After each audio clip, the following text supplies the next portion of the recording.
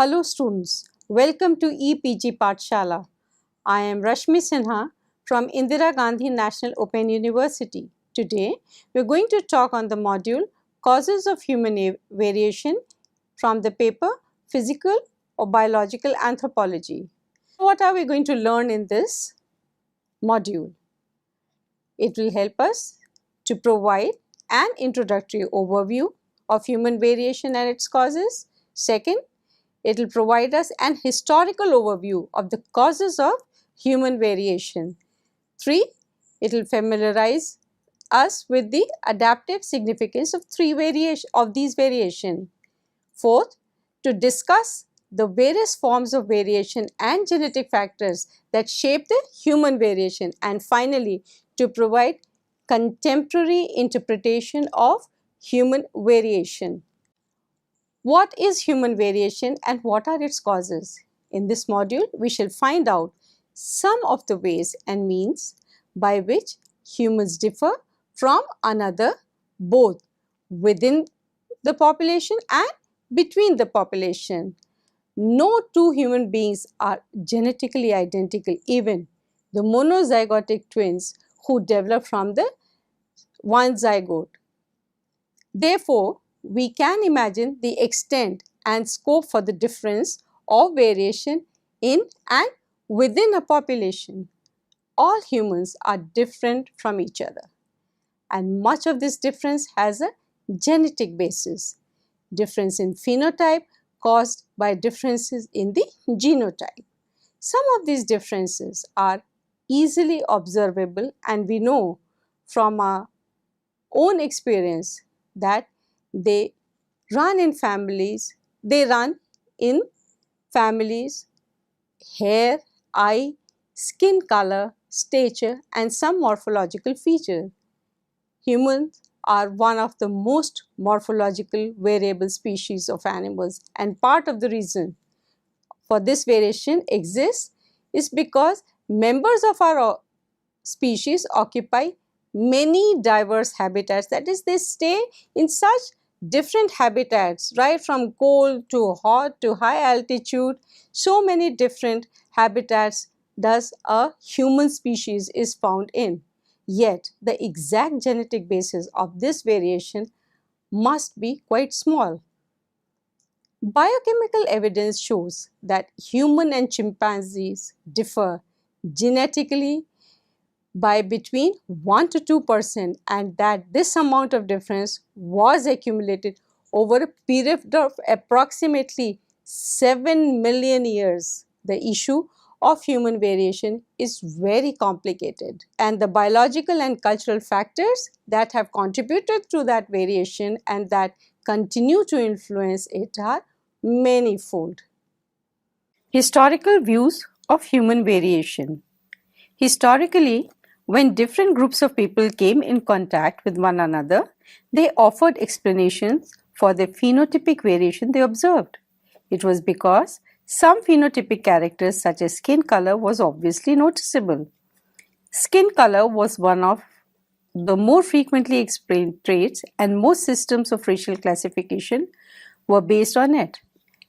Way back in 1350 BC, the ancient Egyptians had classified human on the basis of skin color: red for Egyptian, yellow for the people to the east, while those to the north, and black for Africans from the south. In the 16th century, after the discovery of New World, Europe embarked on a period of intense exploration and colonization in both the New and the Old World. Resulting from that, contact was an increased awareness of human diversity. The first scientific attempt to categorize the newly discovered variation among humans was Linnaeus' taxonomic classification, which placed human into 4 separate groupings. Linnaeus assigned behavioral and intellectual qualities to each group, with the least complementary descriptions going to the black Africans.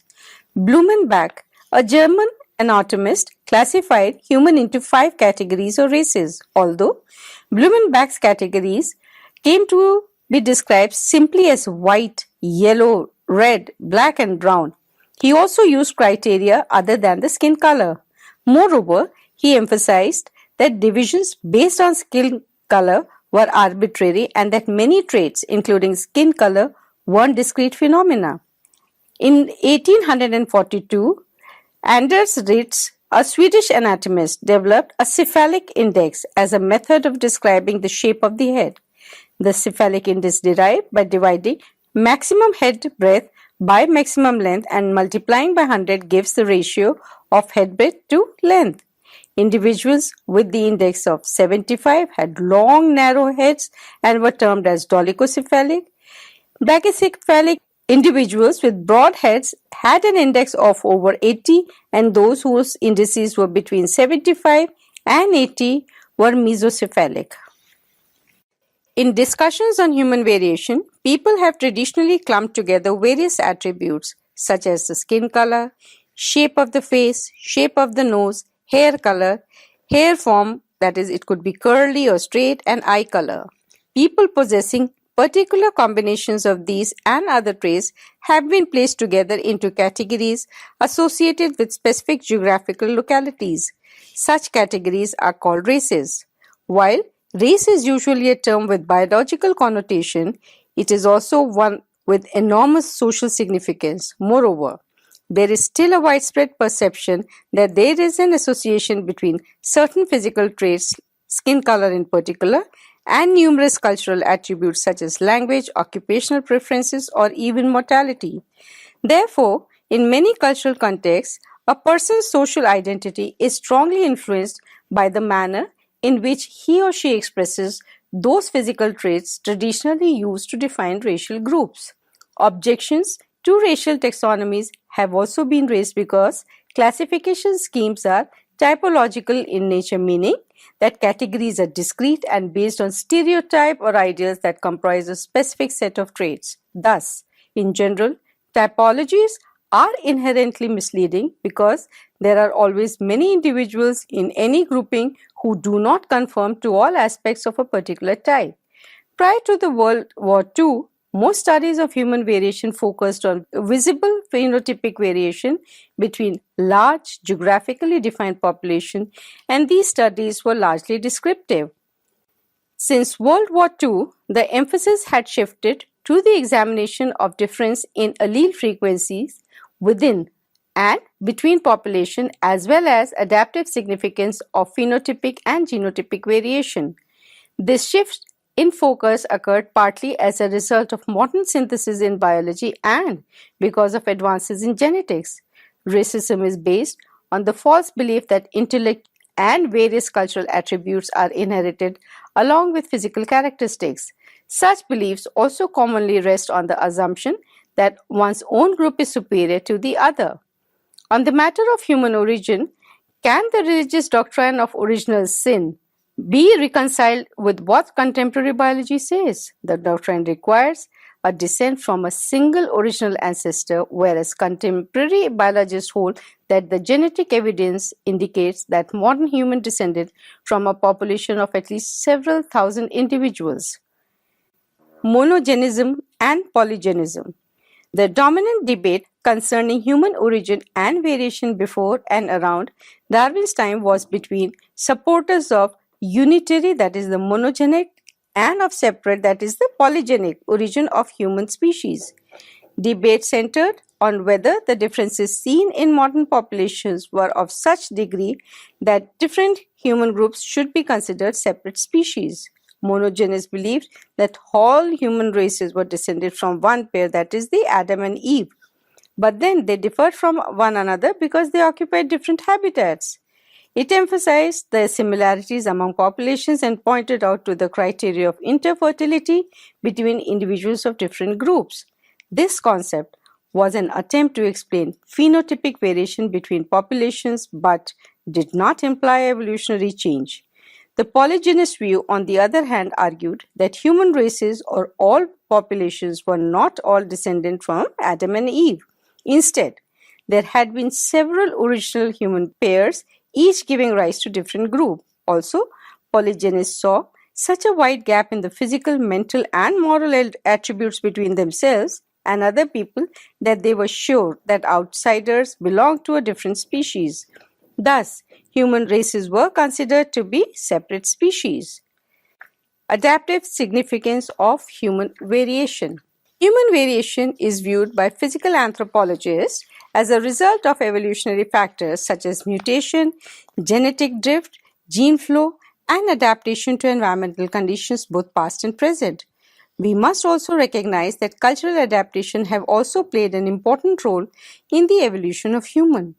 Adaptation is defined as a functional response to environmental conditions in populations and individuals. In a narrower sense, adaptation refers to long-term evolutionary, that is, genetic changes that characterize all individuals within a population or species. Biological anthropologists today recognize three levels of adaptation, that is, the genetic, short-term, and developmental. The sickle cell example is an example of genetic adaptation. The way our bodies adapt to the cold illustrates a short-term physiological response. There is evidence to show that the capacities of adult physiology to adapt to new environmental stresses are narrower than the original genetic potential of a child. In any case, our bodies remain biologically equipped to adjust automatically to a range of temperatures. This physiological flexibility, which allows us to respond to environmental stresses such as temperature changes, is called the plasticity. Shivering is an example of acclimatization, a change in a way the body functions in response to physical stress. Some acclimatization responses disappear when the physical stress disappears. We stop shivering when we put on more clothes or air around us warms up. Other forms of acclimatization are longer lasting than the shivering response. Some environment in which human population lives, such as the highlands of the Andes Mountains in South America or the highlands of Himalayas in Asia, they are characterized by hypoxia, that is, less oxygen is available to breathe than at the lower altitude. Studies have shown that people who grow up in high altitude adapt to lower oxygen levels by developing greater chest dimensions and lung capacities than to people living at low altitude. These changes, a form of developmental acclimatization, are apparently not due to genetic factors. Instead, they occur when the body is challenged by low level of oxygen in environment. Studies have shown that individuals who were not born in such an environment increased in chest dimension and lung capacity the longer they lived in such environments and younger they were when moved there. Forms of variation. Like any other living organism, human beings show variation. If we consider almost any characteristic, we will find differences between various people in the population. There are two forms of variation, continuous and discontinuous variation. Characteristics showing continuous variation vary in a general way, with the broad range and many intermediate values between the extremes. Height is an example of a continuously variable characteristic as long as we consider a consistent sample. For example, a large number of people of a particular age and sex, it is usually difficult to give a straightforward explanation of a genetic basis for these continuously variable characteristics because they result from a combination of genetic factors as well as the environmental factors. Characteristics showing discontinuous variation fall into few very distinct classes. The ability to roll the tongue and blood groups are examples of discontinuous variation. These characteristics can be explained much more easily by simple rules of genetics and are less likely to be affected by other factors. Some of the characteristics possessed by an individual in a population can be said to be inherited, that is, derived from the previous generation. These characteristics are passed on in a fairly predictable way as a result of sexual reproduction. Sexual reproduction also introduces an element of randomness so that variation is brought about in a population.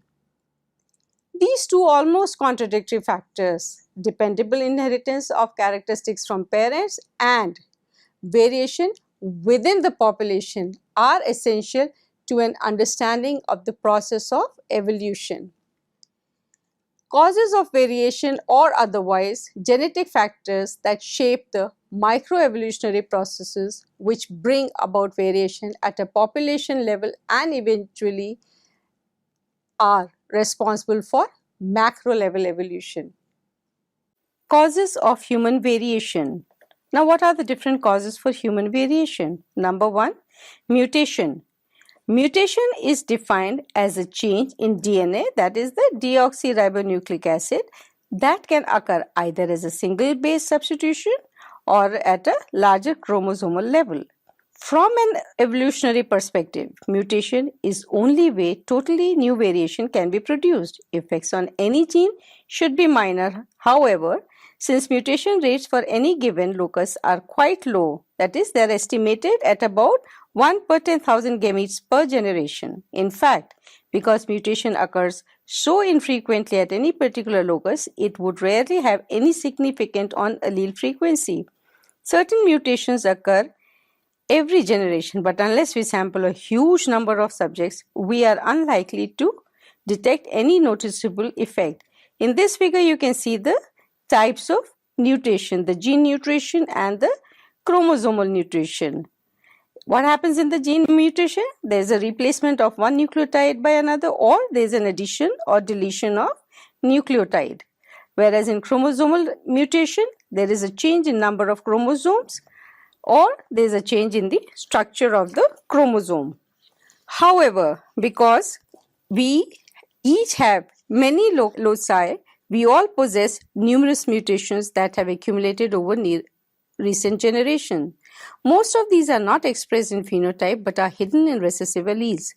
Some examples of such a recessive mutation are the alleles of phenylketonuria, cystic fibrosis, albinism, sickle cell anemia, and thalassemia. About 1 in 12,000 babies born in the United States and 1 in 18,300 babies born in India carry this phenylketonuria allele in homozygous form and thus are affected phenotypically. Without early detection and treatment, this condition leads to severe mental retardation. Several dominant alleles that produce phenotypic effects are well known. Some examples of such a condition are a type of dwarfism, which we called as achondroplasia, brachydactyly, that in this case there are shortened fingers and toes. The Huntington disease, in this there is a progressive degeneration of nervous system which is accompanied by dementia and seizures. Gene flow. Gene flow is the movement of alleles between population. The term migration is frequently used synonymously with the gene flow. However, migration strictly defined means movement of people, whereas gene flow refers to exchange of genes, which can occur only if the migrants inbreed. This figure shows you the gene flow, how from population A and B there is a gene flow. Biological relationship between interbreeding human groups are best understood in terms of gene flow between superficially distinct populations whose gene pool overlap considerably. For example, we know that individuals from European and African population have interbred considerably since Europeans brought the first Africans to the New World as slaves. Similar processes have mixed the genes of these and other in migrating populations with the genes of indigenous American populations. These are the examples of gene flow among population of a single species that had experienced relative isolation in the past, but that continues to exchange enough genes, often enough with neighboring populations, to preserve an overall species identity. However, we must keep in mind that it would be misconception to conclude that human gene flow can occur only through a large-scale movement of groups.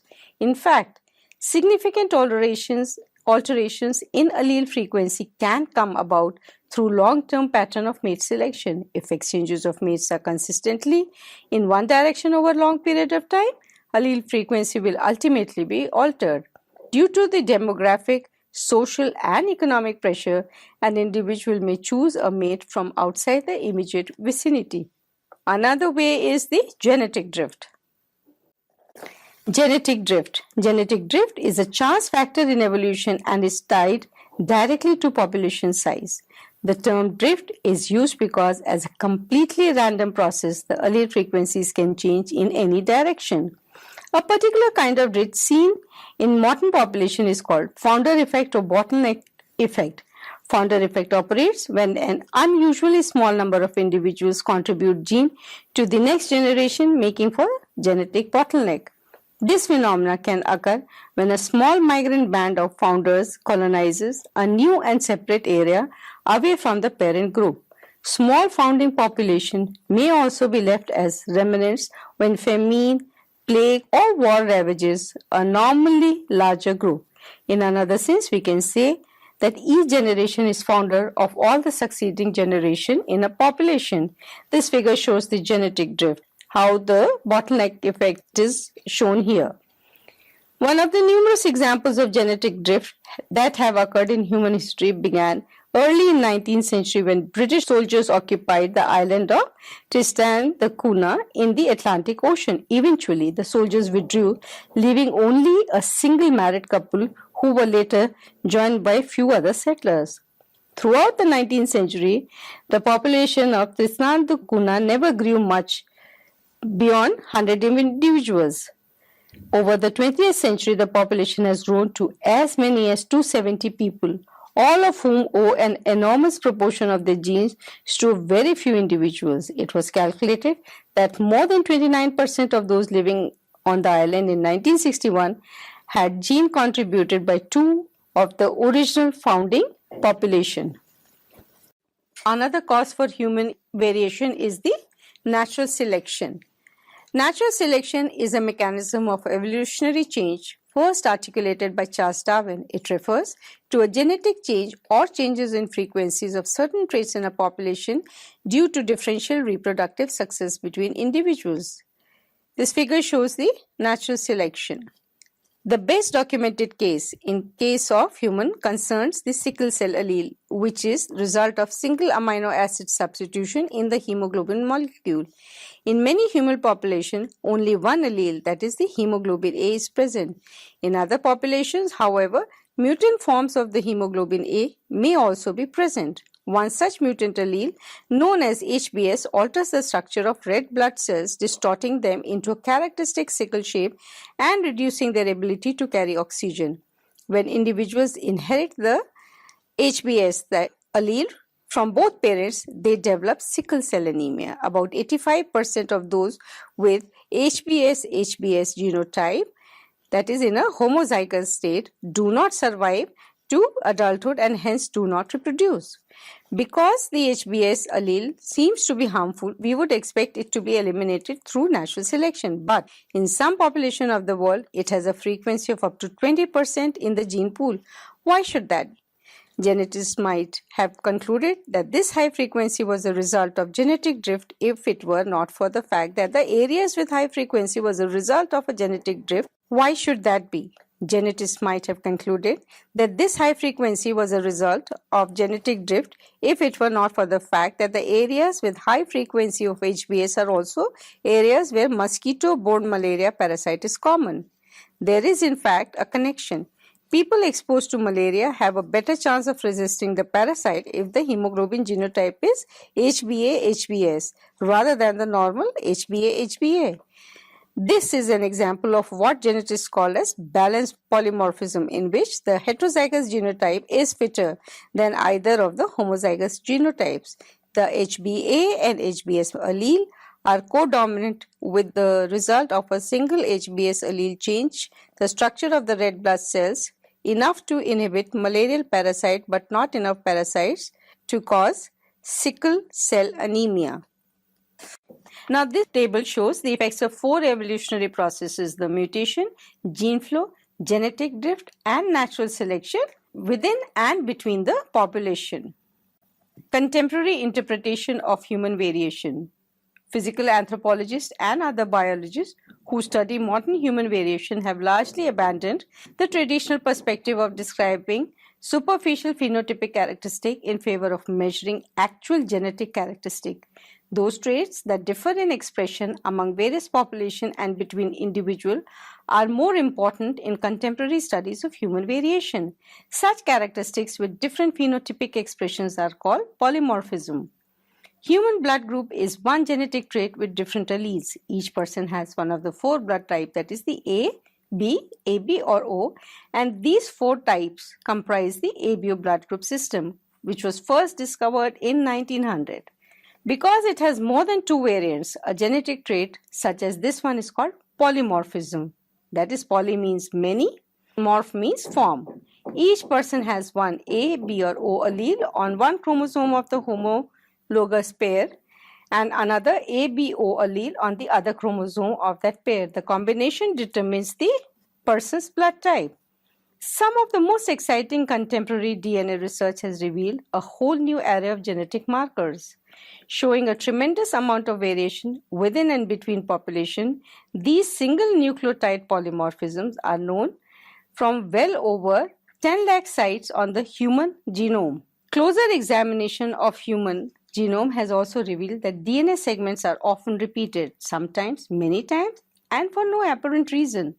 These microsatellites are highly individualistic, forming a unique DNA signature for each person. Microsatellites have quickly become the most important tool for individual identification, and they have proven especially valuable in the forensic science. For a long time, the general impression about gene has been that they represent specific location of DNA coded to produce specific proteins. Much of research genetics, including in anthropological genetics, is based on this one gene, one protein model. However, the relationship between genes and their physical expression, especially their phenotype, turns out to be more complex than the previously thought. Many traits are polygenic, determined by gene at or two or more loci. However, the genes cannot be identified individually and the physical manifestations are influenced by environmental factors. In human, thousands of traits such as height, skin color, head form, tooth size, and eye shape have multiple genetic components and are strongly influenced by environmental factors. For some of these traits, scientists can determine only the relative proportion of genetic and environmental condition. A trait heritability, the proportion of its variation that is genetic, can be calculated like heritability is equal to genetic variation divided by genetic variation plus the environmental variation. Heritability estimates are presented as values ranging from 0, where none of the variation is genetic in origin, to 1, where all of the variation is genetic. In traits with heritability estimates greater than 5, most of the variation is genetic. For example, in the United States, the heritabilities for height and weight are estimated to be 0.6 and 0.3 respectively. Tooth size has among the highest level of heritability, about 0.7, and brain size and fingerprints are even higher at 0.9.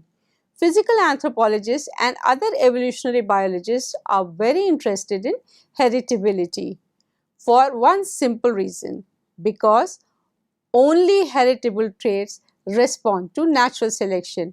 They are the primary driving force of evolution. Measurement of heritability, however, is complicated by pleiotropy. A single allele can have multiple effects. In fact, most complex traits are polygenic and pleiotrophic. This figure shows the polygenic trait and pleiotrophic genes. Here you can see that how the polygenic trait means many genes contribute to a single effect. Each gene has a distinct biological effect, and phenotypic gene, phenotrophy means a gene has multiple effects. So students, let us summarize what we have learnt in this module. What we have learnt is that much of the differences between humans have a genetic basis. Differences in phenotype caused by differences in genotype. Some of these differences are easily observable, and we know from our own experience that they run in families, hair, eye and skin color, stature, and some other morphological features. Historically, skin color was one of more frequently explained traits, and most systems of racial classification were based on it. Then, taxonomic classification by Linnaeus, cephalic index by Andres Ritz, various physical attributes like skin color, shape of the face, shape of the nose, hair color, hair form, and eye color. Since World War II, the emphasis has shifted to the examination of differences in allele frequencies within and between population, as well as adaptive significance of phenotype and genotype variation.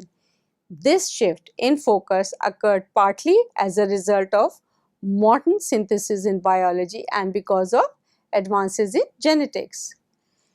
Human variation is viewed by physical anthropologists as a result of evolutionary factors such as mutation, genetic drift, gene flow, and adaptation to environmental conditions, both past and present. Lately, physical anthropologists and other biologists who study modern human variation have largely abandoned the traditional perspective of describing superficial phenotypic characteristics in favor of measuring actual genetic characteristics.